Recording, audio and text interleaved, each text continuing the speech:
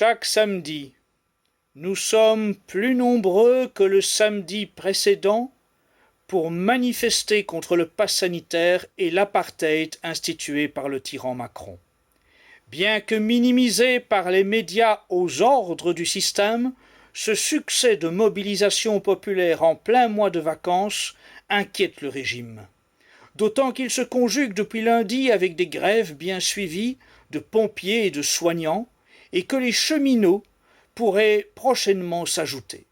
De plus, samedi dernier, un syndicat policier s'est joint aux manifestants, créant une première brèche parmi ceux qui ont pour mission de servir de milice du tyran.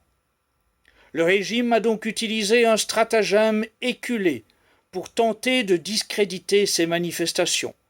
Après nous avoir traités d'irresponsables, d'inconscients, de complotistes, il fallait passer à la vitesse supérieure. Il faut donc désormais associer les manifestants à l'antisémitisme suprême épouvantail. Pour cela, le régime a pris pour cible une jeune enseignante, Cassandre Fristo, qu'il rêve de crucifier en place publique pour une simple pancarte. L'impertinence de Cassandre, qui porte bien son prénom, fut d'écrire le mot « qui » sur une pancarte, ce qui lui vaut d'être accusé d'avoir provoqué à la haine ou à la violence.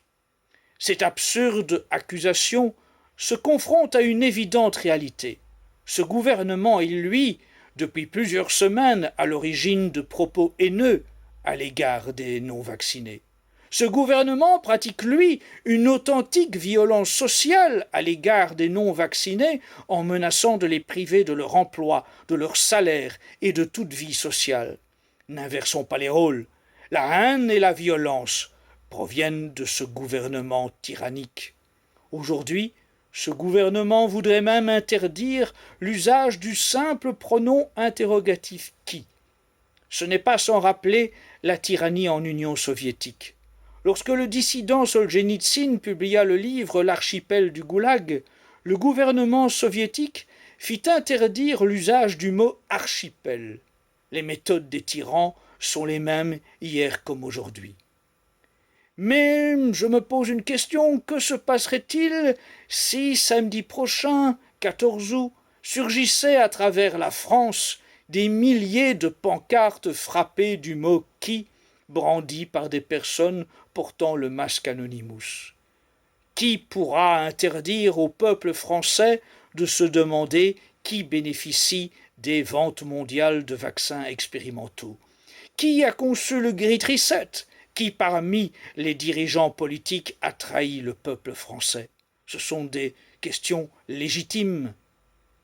Samedi, je serai Cassandre, vous serez Cassandre, nous serons Cassandre. À bas le tyran!